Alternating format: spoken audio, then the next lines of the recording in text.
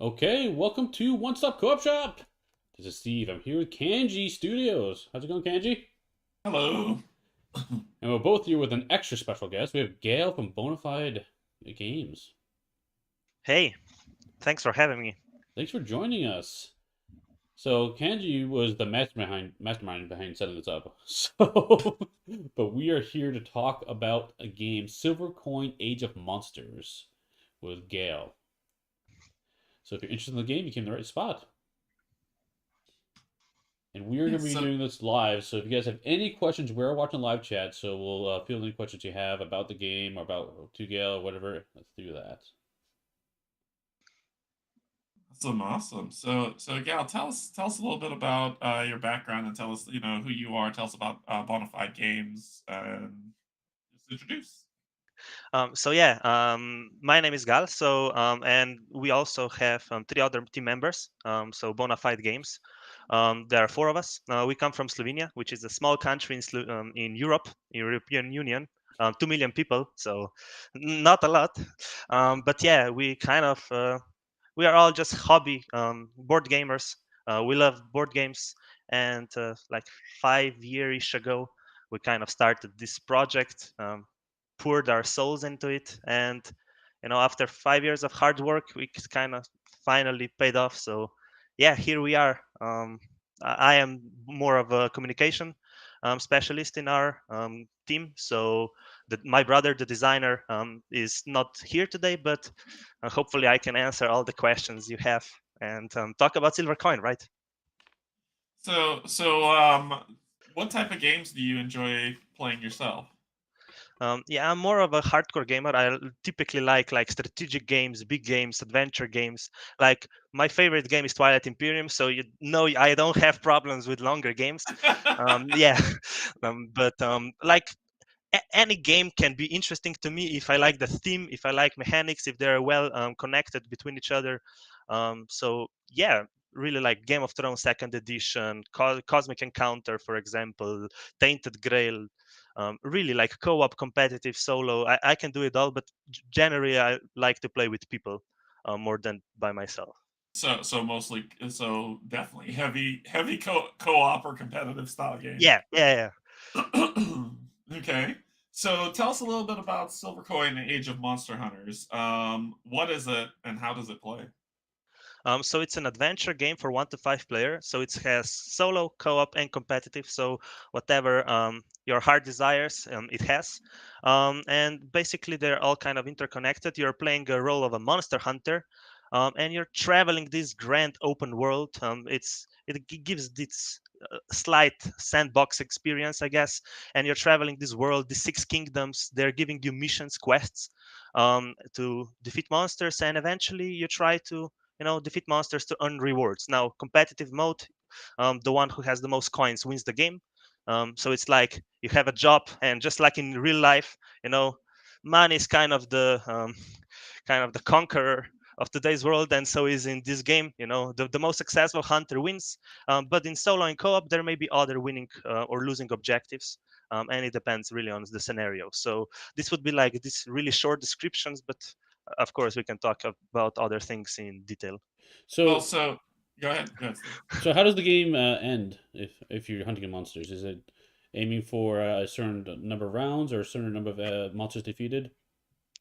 So again, it differentiates between the modes. So in competitive mode, you play 2 in-game years, so 24 rounds, because each round represents 1 month, and you have seasons. So after 2 years, 24 rounds, you end the game, and the one who has the most coins wins the game. But in solo and co-op, the game can end either by you dying, because in competitive you can't die. Dying is not fun, especially in a longer game. But in solo and co-op, you can lose the scenario if you do, if you lose a battle, for example, or something like that. And depending on the scenarios, you have different winning or losing objectives. Now, these objectives may be to defeat certain monster in a limited amount of time, or to gather certain resources in a limited amount of time, or to like not die until that and that point. It really depends. So Okay. So let's talk a little bit about the. For me, I'm a huge solo gamer, right? yeah. So let's talk a little bit about the solo and the cooperative modes of the game. Hmm. Um, why are the monster hunters doing what they're doing in terms of thematic stuff? Right? I mean, there are monsters in the world that are that they are hunting, but to what end? Is it to save a civilization? Is it to like monster hunter get more gear? Like what to gain acclaim? Like what's and we don't have to spoil the main campaign story, but what's Okay. the well, what's the kind of objective of why they're doing what they're doing? So unlike most, this type of monster hunting adventure hero games, here you're not hero. You're not the savior of this world. You're just a regular human being who trying to live day by day. And it just happens that monster hunting is well paid. So we have, and this basically corresponds with the hunters we have in the game because each of them is really unique. It's really different. It is really asymmetric because they come from all around the world. You have a mercenary who excels in combat, and we have like thematically a really strong mercenary group in a certain region, which is hard to get out of. But one specific hunter decided to kind of leave this mercenary group and start pursuing the monster hunting business because it pays well. Then you have like a certain order of mages who start teleporting around. So there are multiple of them, but one of them decides to start monster hunting. So here you're kind of doing it because you have to, and like also some ethics morals are probably involved. You never know. It's up to individuals at that point, but yeah, that's kind of the thematic background behind the monster hunters. Okay, so how do you feel? How does Silver Coin stand out among other games that are similar to the genre? I think like the main thing at the beginning we tried to kind of pursue was we had a lot of adventure games which we were playing and which we enjoyed because I like exploration, I like adventure myself very much. So when we were thinking about Silver Coin and how to make it different, the first thing that came to mind was the competitive mode, which was we felt lacking in the genre because most of the adventure games are campaign games, are solo games and stuff like that, like Gloomhaven or Tainted Grail, Etherfields, etc., etc. Like you have a bunch of them, and we enjoy them a lot. We really enjoyed the campaign type games, but the problem we had with them is that because we have so many games and because the new ones keep on coming and coming, and because there are not unlimited amount of board game nights you can have, we spent like one game night playing Tainted Grail, for example, and we like finished in the 1/5 or 1/7 of the game, and then the next time we play it was like in 1 year, 1 year and a half, and we're like, okay, what happened 1 year and a half back? We need to like revise that. We need to get the same amount of people, the same group. So as much as it's fun, it brings other problems with it. So we were like, okay, let's make a game that is similar in scope, in epicness and stuff like that, but you can play it in one round, right? You can play it in one go. So even the scenarios we have are playable in one session. Like we have like a trilogy, for example, which they kind of interlace between each other, but more or less they are one play, one session, and they give you this different, still a narrative experience if you want to play co-op and solo, right? But it's going to be replayable. Um, like I think it's one of the more playable games I've played. Like I'm quite picky. I don't want to play the same game over and over again. And I've played tested Silver Coin hundreds of times, if not more. And of course, it's a biased opinion at this point, but I think I'm still having fun at this point. So that's definitely one of the stronger suits. Then definitely the sandbox nature. The fact Yeah, that we want to create, yeah, yeah, and that's interesting because you talked about that you don't like playing games over and over, and in this game you've played a ton of it. So then we get into that scope of replayability, right? So yeah. how are like how is this game if we could play it in one go and you've got the trilogy that you could play in one go? What's the replayability of this game? How does that shake out to where it's like, okay, I'm going to be playing this, like you said, over and over and over. Like, what does the replay? How is it replayable? What's the replayability like? So first, we have the competitive mode, which I think is endlessly replayable. I don't think you can get tired of it that easily because it's so different, and this goes first because it's so modular. The setup is ever different, and it's going to be ever changing basically. And basically the world and the situations around you are going to be changing as well, right?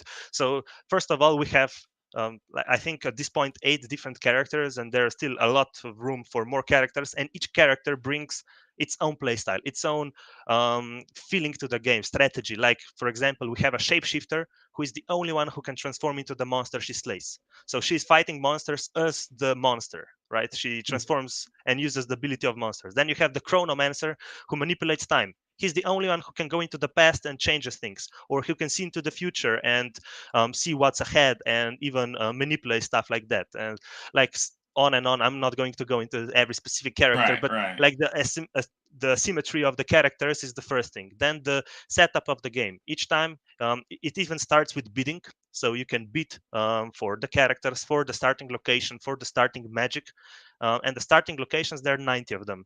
And it sounds random, right? Okay, I'm going to start in the northern region, or I'm going to start in the southern region. It doesn't really matter. Well, it does. Once you start to know the game, it's actually one of the more important decisions, perhaps even more important than the character itself, because it gives you a handicap, or it gives you a slight edge at the beginning, because you start seeing, and the setup of the game is going to be different. How many missions are there in that specific region?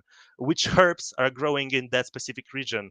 I don't know which magic can I learn in that region, etc., etc. So it's so many things to think about, that even the start of the game is going to be fun each time you play it, because it's different, and you try to get the most optimal start, advantage before the other hunters. And then once you play the game, it's going to be different. You fight different monsters. I think it's like 30 plus of them, and each time you fight them in different locations, it's going to trigger. I mean, the monster is going to be different. So if you fight a certain monster in the forest, or if you fight a certain monster in the region with the water, it may be different between the monster strength, right? Because if you fight, I don't know, water monster, it's obviously going to be stronger near the water. And with 90 plus missions, this is ever changing. So like, I'm not going to go into too much depth and lose too much time, but you can see just the competitive mode, how different it is. And then you have the co-op and solo, which is mainly where the issue, and not really the issue, the question of replayability came into, because we had like scenarios, and those scenarios are one session, as I mentioned, right? So you play one scenario and you play it in one session. You're like, okay, I beat that scenario, if you're lucky enough, or if you're good enough at this point, because they're not meant to be as easy as it sounds, and to be a bit challenging. But if you defeat it in the first go, you're like, okay, what next, right? I'm obviously not going to play that. Well, you can, because again, it's going to be so much different the next time you play it. Each scenario is meant as like a puzzle, which you need to kind of solve to defeat that scenario. So you can play it 10 different times, and each time is going to be different. Sure, the events are going to be the same, and at some point you can learn them all, and you know what's ahead of you, but it's still going to be different. So I really think replayability is one of the stronger suits of this game, regardless if you play competitive or co-op. So you talk about the puzzle aspect of the game, and I Yeah. think a lot of times when it comes to these monster hunting genre games, a big part of the puzzle is knowing the strengths and weaknesses of each individual monster. And so, how does that feed into the replayability? Are they, if you fight the same type of monster, do they have the same strengths and weaknesses? Does it affect the environment, like you kind of hinted at earlier? How does that work? So yeah, like I mentioned, there's like 30 plus monsters, and each same type of the monster. Like if you have a werewolf, for example, right?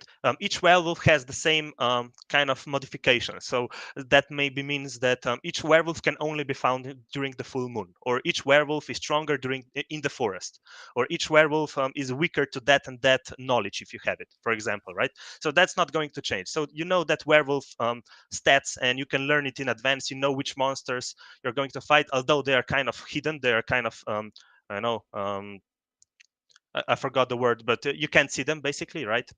Piled down. So you don't know what's ahead of you. But once you get the werewolf, you know how to fight him. But the thing is, each time you're going to fight werewolf, you're going to fight it in the different location. And not only in different location, a different time of the game. So maybe in mid game, maybe in early game, and in late game, it depends, right? And even when you do, if you fight it in the first round, for example, you're not going to be same build. You're going Hmm. to play a different character. You're going to have different starting magic.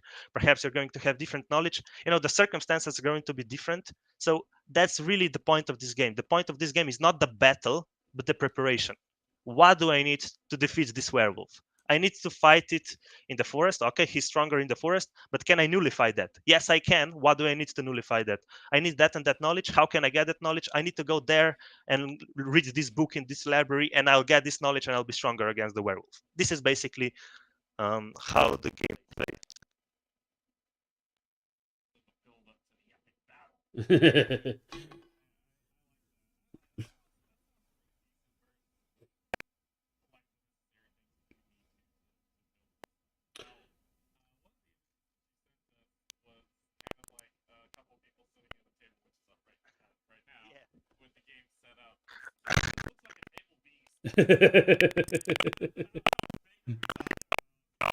In terms of how big this game is, to scale of not the the story, but more the game itself, the components. Yeah, so what you see here is the prototype version, and this prototype version was exhibition version, basically meant for Essenspiel, which we attended last year. So which means it has a playmat, which is normally bigger than the actual game board, and it is meant to be this epic in size, to look epic and stuff like that. Obviously, we try to address that a lot, and this was one of the more frequently asked questions about our game, because can we fit that on the table? This looks massive, too large for my table and stuff like that. Yeah, this is not the game you're going to get on your table. It's going to be like at least 20 to 30% smaller, because we address that. Like it's a big map, it is a big game. You're still going to need a big table, but you will be able to. I think it's 60 times 90 centimeters. It's the board, game board. I forgot now in inches. So don't get my word on it. Yeah, it's big, but it's not as big as you see it there. That's the main point. Hey, I don't mind. Make the art big, make the art beautiful, as long as the components are tight. I want to jump in real quick with a question. Because you mentioned a little bit about the sandbox nature of the game. What elements are the sandbox? Can you do it? Can you just go to any town and try to level up your knowledge or your magic skills whenever you want? Yeah, that's basically what I mean. So it's not really that exploration based. You're not going to go to a specific town and say, okay, I'm going to explore that town, right? Because most towns actually don't have really that much to do there, at least not yet. Um, like you can have a monster there at some point, right? But normally you have like capital cities, you have like certain temples, you have like herb locations. And by what I mean by sandbox is, sure, the game tells you you win the game, for example, in competitive mode, right? The game tells you you win the game by having the most coins. How to get those coins? It's totally up to you. How to get those coins? It's totally up to you. Now you can go around the whole map, the whole game, and just build up. Go to all 6 regions, learn all 4 magics, gather herbs, build up, learn knowledge, go to libraries, etc. Right? Buy potions, buy horse, upgrade items, stuff like that, and then go and fight the most badass monster in the game, maybe even 2 of them, and those monsters will give you a ton of coins, and you're like, okay, maybe I'm going to win, and someone else is going to start progressively fight monsters. Okay, I'm going to fight this easy monster first. While I do that, I will perhaps learn this knowledge because I'm in this region where I can get it, and then I'm going to fight a bit stronger monster. So it's really up to you how you do it. What do you do? Do you stay in one region, although the game pushes you to travel, but you can stay in one region if you want and just kill monsters there. So that's really the whole point of it, right? The freedom of choices, the freedom of what you can do, what you can learn and fight and stuff. What's the expandability, and this kind of leads into my next question of the game, because you said there's about 30 monsters for people to hunt, for the characters to hunt, Yeah. in such a vast board and in such a vast location. I'm going from purely a cooperative or a solo standpoint, where I don't need a story. I just want to go hunt stuff, right? So if I want Okay. to go hunt the monster, there's 30 of them. What's the feasibility of there being more? Is there going to be more? What is the future of Silver Coin? Is it just kind of like, okay, we did this just to get our foot into the door to say, we've created our first board game. Now we're going to move on to a different title. Is this a one and done, or is this do you have more for Silver Coin in the future? There's definitely more. We still need to discuss amongst the team, um, like how to proceed and stuff. But this game has so much more to offer. The silver coin itself and the universe. So these are the two different aspects of it. But the silver coin is so modular that we can have endless expansions just on silver coin, and it would keep on coming. Like for example, scenarios. There we had like 30 scenarios, just like scratched and just like um, the initial ideas and stuff like that written down, and we decided for 10 of them for the base game, and we added some with the add-on, and we added some, I mean, as an expansion, right? We added some with stretch goals and stuff like that. So there's, I think, 15ish of scenarios currently, but there is still like a room for 15, 20 more, because each scenario is different. Each scenario has its own story, its own events, its own mechanics. So there is endless possibilities here. And then even the game itself, right? It offers like we can add more townsfolks and kings. I haven't mentioned them, but like each region has its own townsfolk and its own king, a ruler, right, monarch, and they change the way of the game is played, right? So some monarchs may give you more coins for monsters you defeat because they're fearful of monsters and they want to pay you more. Some are like doubtful of monsters and they pay you less. You have a monarch that is a taxer, and each time you enter the kingdom, you will pay tax, so you can enter the kingdom, right? You have townsfolks, you have like plague doctor who makes the whole region um, um, basically poisonous. So each time you enter it, you get poisoned. So, and there's countless of different ideas we also have for like townsfolk, kings that can change the game, the flow of the game. Different seasons, right? We have seasons, we have normal seasons, the weathers and stuff like that influencing the game. Again, you can change that. You can make basically like a cataclysmic expansion or whatever, and it adds basically like a catastrophic weather seasons and stuff like that. It even makes the game harder, for example, right? I'm just talking about the modularity of the game, what it enables, and all of the things we can do. Now what we will do, it's also up to the people, right? Because we want to work with people, also community Okay. monsters, community characters, etc. Okay. I want to ask a little bit more about the cooperative play of it.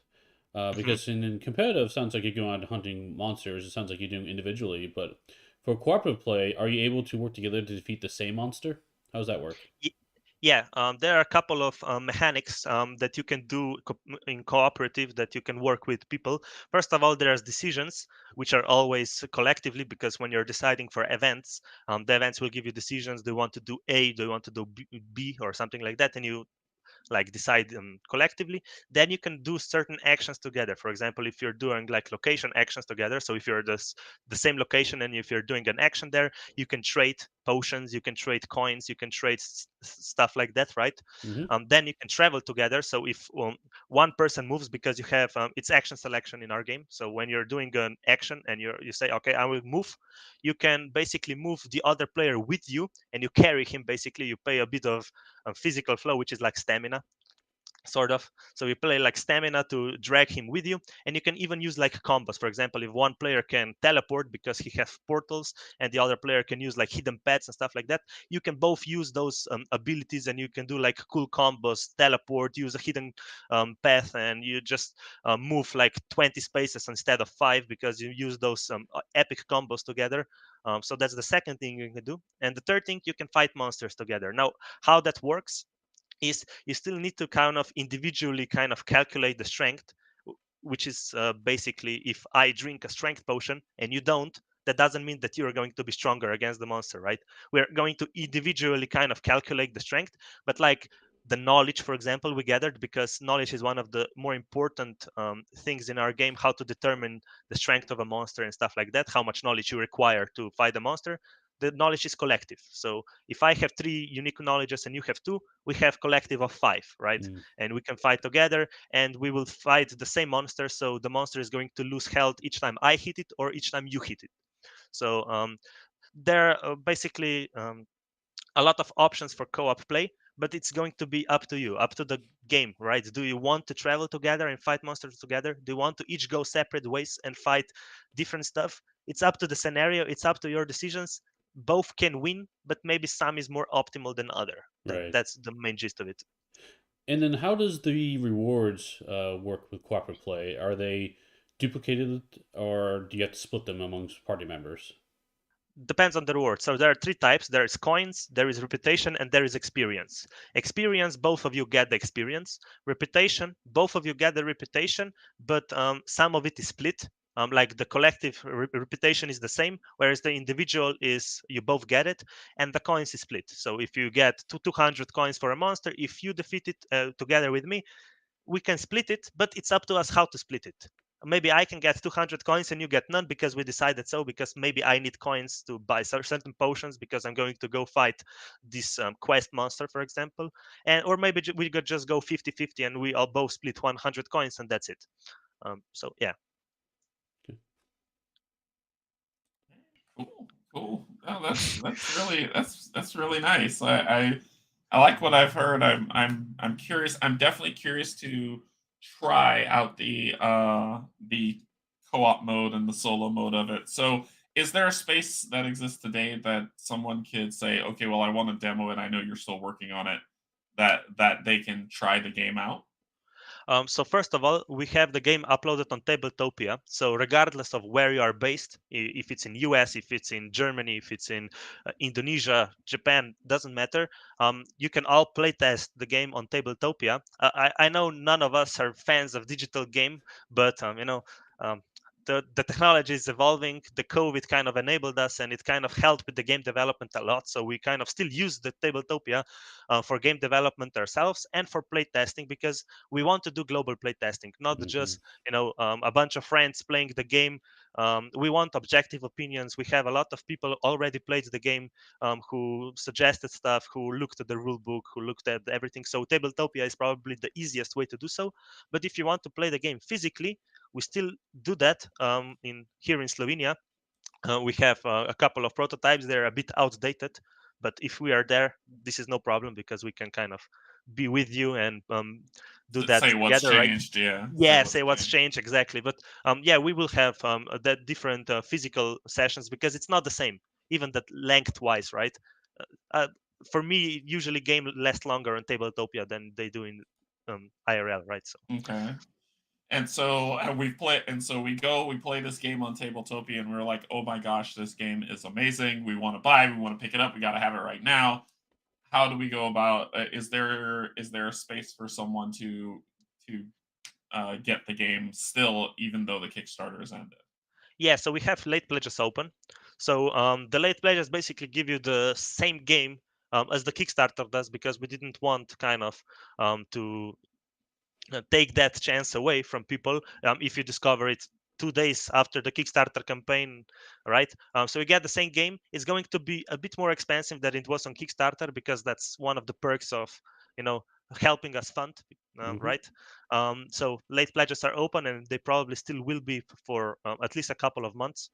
But after that, I do think we had some good deals made with a couple of retailers from all over the world. So there will be a couple of Kickstarter editions in the different retail stores, and perhaps even some localizations with the different languages. Okay. Not much I can say here. We already have the French one, so this one was confirmed during the Kickstarter. But perhaps even other languages and other, retail versions of the game. Are Okay. there any exclusive items in the game that might differ from the retail version? Yeah, we basically put a bunch of exclusive items because as a first-time creator, it matters more for us for people to back us on Kickstarter than for people to buy in retail. It's Right. not planned even for retail. If it goes to retail, great, because people want it there. But if you enable us, right, if you fund us so we can make this game into a reality, then you get a bunch of exclusive. This includes monsters, characters. Um, that's just on top of my head. You get all the add-ons are exclusive, so you cannot get the playmat in the retail unless, of course, a Kickstarter version of the game is in the retail, right? So, Right. and a bunch of other stuff. It's all written also on our Kickstarter page, so you can see there what's exclusive and what not. Okay. All right. Excellent. I think it's kind of run down to the questions we had. Mhm. Yeah, I have the link to the Pledge Manager in the description below, so you guys are curious to check it out. I highly recommend going there and seeing what Hmm. that's about. I don't see any other questions on the chat. Anything else, Kenji? No, this has been really good. Mhm. I'm curious to see the co-op mode and the solo mode, especially the solo mode of this is I am a solo gamer, not by choice. So I'm definitely curious to see how this game plays out. Definitely. So Gail, where can people best reach you if they have further questions? We're kind of reachable almost anywhere. Like email works. They can reach us via Kickstarter. We're Mhm. still active there, so if they have questions, they can kind of write a comment there, and we will answer. They can write us on Facebook, Instagram. Doesn't really matter, really. We have like all of the links are kind of on our website. Mhm. So yeah, kind of. I'm probably the one that's going to be answering those, and I try to be kind of you know responsive 24/7, at least as much as I can be. So Sure. really, whatever people prefer. All Excellent. right, cool. Cool. Well, I want to thank you for your time, Gail. Sitting down with both Kanji and I discussing this game because it looks really cool and very some very interesting distinctions from other Monster Hunter type games. So I'm glad you took the time with us. Yeah, thank you. Yeah, it was really a pleasure. Thanks again for inviting me. It was a blast talking with you. Also, you know, I'm always having fun talking about silver coins. So yeah. It's like you don't have any investment in it. You just enjoy talking No, about no. it. That's awesome. Yeah, but thank you so much. We really appreciate it. So, Steve, what do you got coming up? Let's see. Later today, we do a top 10 stealth games real quick, and then I'm putting together the schedule for next week after that. So, Okay, cool. what about you, Kanji? For me, what's today? Saturday. Tomorrow I'll be playing Arkham Horror Intimate Conspiracy some more on Tabletop Simulator with Kate and Cynthia, and then next week I'm on vacation, so there will be a lot of board games being played. And Nice. then I'm going to be traveling to see Steve on on the weekend, so there will be a lot of board games being played then too. Oh, So it'll so be many fun. board games. So many board games. Excellent. Okay. Well, thanks everyone for watching, and we'll see you at the next stop. Bye bye. Bye.